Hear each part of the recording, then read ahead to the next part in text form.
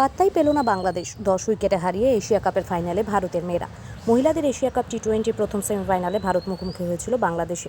Dambulla রাঙ্গিরি Dambulla international স্টেডিয়ামে এই ম্যাচটি অনুষ্ঠিত হয়। ভারতীয় দল টানা নবমবারের মতো মহিলা এশিয়া কাপের ফাইনালে উঠেছে। সেমিফাইনালে বাংলাদেশকে 10 উইকেটে হারিয়েছে। মহিলা এশিয়া কাপ টি-20 সেমিফাইনালে বাংলাদেশকে 10 উইকেটে হারিয়েছে ভারতীয় নারী দল। শুক্রবার ডাম্বুলায় অনুষ্ঠিত সেমিফাইনাল ম্যাচে টসে জিতে প্রথমে ব্যাট করতে নেমে 20 ওভারে 8 উইকেট হারিয়ে 80 রান করে বাংলাদেশ। জবাবে টিম ইন্ডিয়া এই লক্ষ্যমাত্রা 11 ওভারে কোনো উইকেট না হারিয়েই পেয়ে যায়। স্মৃতি মান্ধানা 39 বলে 55 রানে অপরাজিত থাকেন এবং শেফালি ভার্মা 26 বলে অপরাজিত থাকেন। মান্ধানা তার ইনিংসে 9টি 4 এবং 1টি ছক্কা মেরেছেন, যেখানে শেফালি 2টি 4 মেরেছেন। এই জয়ে ভারতীয় দল নবমবারের মতো মহিলা এশিয়া কাপের ফাইনালে উঠেছে। মহিলা এশিয়া কাপ 2004 সালে শুরু হয়েছিল এবং টিম ইন্ডিয়া তখন চ্যাম্পিয়ন হয়েছিল। অষ্টম এশিয়া কাপ শিরোপা জয়ের মিশনে নেমেছে ভারতীয় মহিলা ক্রিকেট দল। ওয়ানডে ফরম্যাটে 4টি এবং টি-20 ফরম্যাটে 3টি শিরোপা জিতেছে ইতিমধ্যে।